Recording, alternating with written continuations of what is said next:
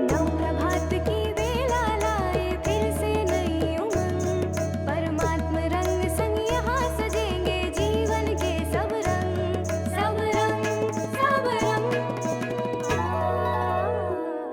नमस्कार, सुप्रभात। स्वागत आप सभी का सब रंग कार्यक्रम में।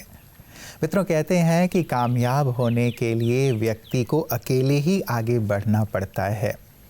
लोग तो पीछे तब आते हैं जब हम कामयाब हो जाते हैं। इसीलिए मित्रों, जीवन का जो लक्ष्य बनाया है उसकी ओर बहुत दृढ़तापूर्वक अकेले ही अपने दम पर आगे बढ़ते रहें। ये ना देखें कि कौन मुझे साथ दे रहा है या नहीं दे रहा है। सच कहूँ तो कोई साथ दे या ना दे, ईश्वर हमेशा ही आपको साथ देते हैं। इसीलिए ईश्वर को साथ लेकर के आप अपने कार्य में आगे से आगे बढ़ते चलें, और जब ईश्वर का साथ होगा तो आपकी सफलता भी सुनिश्चित हो जाएगी। इसीलिए कभी अपने आप को अकेले ना समझें कि मैं अकेला हूँ इस कार्य को करने के लिए। सर्वशक्तिवान परमात्मा आपके साथ हैं और उनके साथ से हर कार्य सहज है, सरल है, सफल है। तो आइए आज सुबह सुबह ईश्वर पिता के साथ की महसूसता के साथ हम आगे बढ़ते हैं आज के सुवाक्य की ओर। ओम शांति। कोई भी व्यक्ति किसी बात को किस तरह से समझता है, ये उसकी मानसिकता पर आधारित है। कोई दूसरों की थाली से छीन कर खाने में अपनी शान समझता है, तो कोई अपनी थाली से दूसरों को निवाला खिलाकर संतुष्ट महसूस करता है। सारा खेल संस्कारों का, समझ का और मानसिकता का ही तो है। परंतु ये भी सत्य है कि दूसरों की थाली से खाने वालों का कभी पेट नहीं भरता, और दूसरों के साथ बांट कर खाने वाले कभी भूखे नहीं मरते। इसलिए अपने मन को अच्छे विचारों से और बुद्धि को शुद्ध ज्ञान से भरपूर रखें। कहा भी जाता है कि अच्छी बातें सोचिए, कहिए अच्छी बात, अच्छाई अच्छी लगे, दिन हो चाहे रात।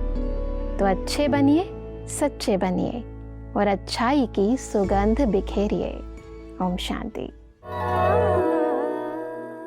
मित्रों, जीवन का एक सत्य, जीवन में धन का होना उतना ज़्यादा ज़रूरी नहीं है जितना कि मन के सुकून की ज़रूरत है। क्योंकि धन होगा तो मन का सुकून नहीं खरीदा जा सकता उससे, लेकिन यदि मन में सुकून होगा, मन में शांति होगी, तो धन जितना चाहे उतना कमाया जा सकता है। और एक सत्य बात ये भी है मित्रों कि यदि मन में शांति है, सुकून है, तो तन भी हमेशा स्वस्थ रहता है। इसीलिए चाहे कुछ भी हो जाए, हम अपने मन की खुशी, मन की शांति, मन के सुकून को न खोएं।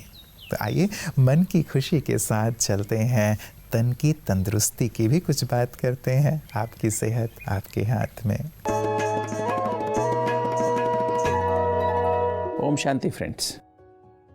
दोस्तों, हम आजकल नॉन कम्युनिकेबल डिजीज़ के बारे में बात कर रहे हैं या स्ट्रेस रिलेटेड डिजीज़ के बारे में बात कर रहे हैं। अभी हम डायबिटीज़ के बारे में बात करते हैं। डायबिटीज़ भी एक भारत उसकी कैपिटल बन गया है। दोस्तों, भारत में पहले डायबिटीज़ बहुत कम होती थी और अभी डायबिटीज़ धीरे धीरे बढ़ती जा रही है। लगभग 10% लोगों को डायबिटीज़ है भारत में। और जैसे जैसे उम्र बढ़ती, हमारी आयु बढ़ती है, 50, 60, 70, 80 साल, तो और ज़्यादा डायबिटीज़ के पेशेंट्स बढ़ते जा रहे हैं। आजकल यंग एज में भी 25 साल, 20 साल की उम्र में डायबिटीज़ होती जा रही है। तो दोस्तों, डायबिटीज़ एक ऐसी बीमारी है जो कि हम प्रिवेंट कर सकते हैं। इसको हम सदा के लिए ख़त्म कर सकते हैं, ख़त्म भी कर सकते हैं अगर हम सही समय पर इसका इलाज करें।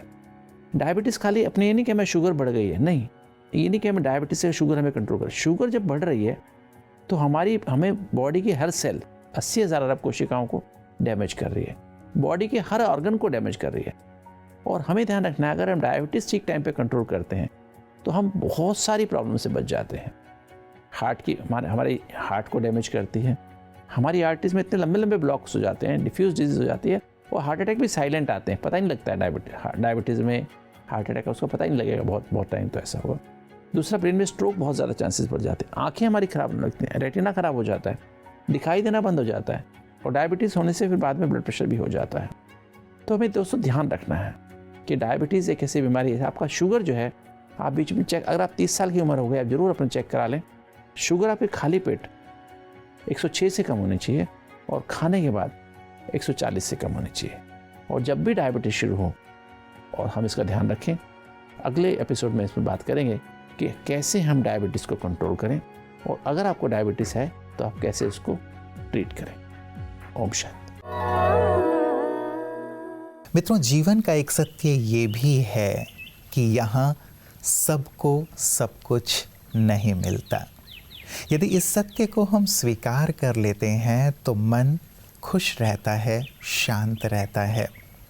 व्यक्ति की इच्छाओं कामनाओं का कोई अंत नहीं है और उनके पीछे भागते भागते जो मन की खुशी है, शांति है, उसे हम खो देते हैं। विचार करके देखें कि जिसके पीछे मैं भाग रहा हूँ, क्या वो प्राप्त कर लेने के बाद मन शांत हो जाएगा? क्या मेरे मन की शांति और खुशी से ज़्यादा कीमती है वो चीज़ जिसके पीछे मैं भाग रहा हूँ? क्या वो उतना उपयोगी है जितना कि मेरे जीवन का सुकून, मेरे जीवन का आनंद? यदि थोड़ी देर हम इस बात पर विचार कर लेते हैं तो सचमुच मन शांत हो जाता है। कहने का भाव ये नहीं है कि हम चीज़ों के लिए प्रयास ना करें, पुरुषार्थ ना करें। हमें निरंतर अपने आंतरिक और बाह्य उन्नति के लिए प्रयासरत रहना है, परिश्रम करना है, ताकि जीवन में सब कुछ हो, लेकिन हमारी मन के सुकून की कीमत के तौर पर ना हो। इस बात पर ज़रूर गौर कीजिएगा क्योंकि ये बहुत गहन है। तो आइए इसी सुंदर और गहन बात के साथ चलते हैं अपने अगले सेगमेंट की ओर। Where people will live with their virtues rather than, there will be light in the world where there is darkness. You said a lot of things are happening under the carpet, which is very true. So we are working for a world where there is light and light only. Even though it may seem like an utopian dream, but we are very determined that we should bring that world and it with us. How do you look at this, and do you find a way to incorporate these two different things? How the way which you train the contestants, right. Incorporating this, we specifically deal with the 8 inner powers, spiritual powers, and the 16 celestial degrees of a deity. You said a woman is a Shakti Swarupini. So we take it to a very practical level. And how can we incorporate these two so that we can also work towards a future life? See, I always train my students about the now point. Okay. I also train Padma Shri awardees, I train Asian African ambassadors, I train company CEOs, medical fraternity who own hospitals. These are people who have arrived in the social norms. There's nothing more they can ask for. But at that point also they experience a certain hollowness and they feel that they've chased materialistic gains, but they've lost themselves in the bargain. So getting such an individual to realize his higher self is a passion I follow. So I say khud plus a is what? Khud plus a is, I'm asking you. Khud Khuda. plus a is? Khuda. Speak loudly. Khuda. It's Khuda. So Yes. khud plus a is khuda. So आपके खुद से खुदा है और आपके खुद से खुदा की खुदाई है, and वो खुदाई आपके खुद में बैठी हुई है. So divine spark existed within all, says the Holy Bible, and every soul is potentially divine, says Swami Vivekananda. So that golden era yet exists inside you. It's just that the layers of ignorance and ignorance and not knowing your own self takes you away from your deeper self. So for torch bearers like us who are light workers, who are working in a camouflage fashion, the golden era is here and now. It's, in the now point, God has given you the willpower to cause and manifest your future as you wish. So unwinding and closing your past stories and existing in the now point, you are that light. So golden era is not after Kali, golden era is in the now point. We can bring it right now. That's Bring what it you're right saying. now, consciously tuning into your divine self and disconnecting with the so-called social personality and arriving into yourself deeper and deeper. and then expressing and causing manifestations is golden in the here and now. Yeah. मित्रों, कहते हैं कि जिसे जीना आता है वो बिना किसी साधन के भी खुश रहता है, और जिसे जीना नहीं आता वो तमाम साधनों के होते हुए भी दुखी रहता है। वास्तव में हम पर निर्भर करता है कि हम जीवन को कैसे देखते हैं और कैसे जी रहे हैं।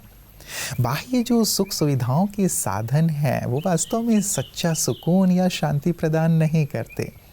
मन की शांति और खुशी के लिए तो हमें अध्यात्म की शरण में ही आना पड़ता है, क्योंकि ये अंतर की वस्तु है। क्या आपके शहर में या आप जहाँ भी रहते हैं वहाँ कोई ऐसी दुकान है जहाँ शांति, सुख या आनंद मिलता हो कीमत चुकाने के बाद? कतई नहीं, ऐसा नहीं है।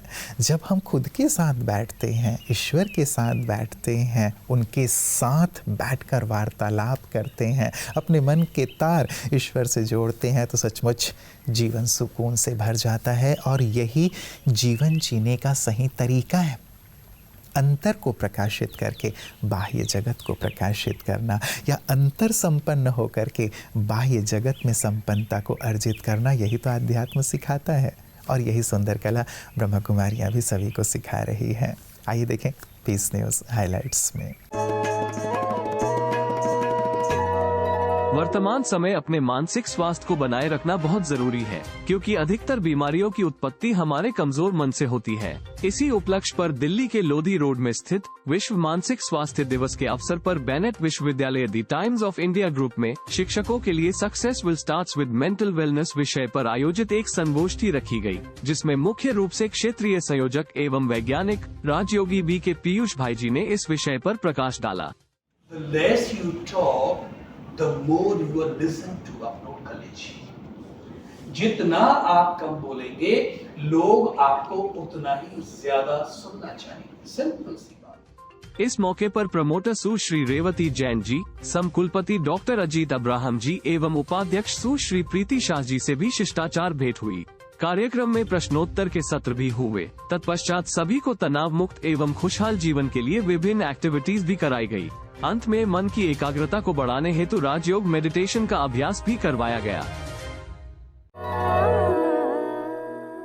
मित्रों, आज जीवन के सत्य के बारे में हम चर्चा कर रहे हैं, और बहुत सारे सुंदर रहस्य, बहुत सारे सुंदर सत्य जो यदि हमारे जीवन में रहते हैं तो सचमुच जीवन सुकून से भरा हुआ होता है और मन शांत रहता है।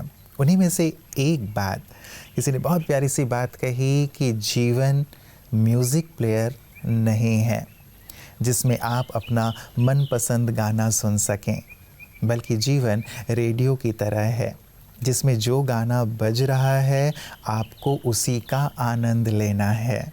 और वास्तव में यही जीवन जीने की कला है। सुंदर सी बात है ना मित्रों। कई बार अपनी चाहनाओं के अनुसार हम चाहते हैं कि सब कुछ ऐसा ऐसा हो, यही गीत बजे, लेकिन क्या ये संभव है?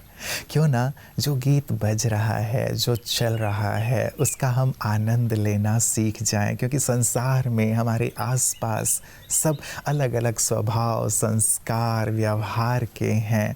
यदि उनके साथ हमें तालमेल बिठाना आ जाएगा तो जीवन आनंद से परिपूर्ण हो जाएगा। तो चलें, जो चल रहा है उसका सुंदर आनंद लें और जीवन के इन सत्यों के साथ जीते हुए, इन्हें स्वीकार करते हुए अपने आप को परम आनंद की ओर लिए चलें, क्योंकि हमारा आनंद औरों को भी आनंद प्रदान करेगा। हमारी ये जो सुंदर जीवन जीने की कला है औरों को भी जीवन जीने की कला सिखाएगा। अपना ध्यान रखिएगा। कल पुनः इसी वक्त अच्छी बातों के साथ, सुंदर बातों के साथ पुनः आप सबसे मुलाकात होगी। नमस्कार। ओम शांति।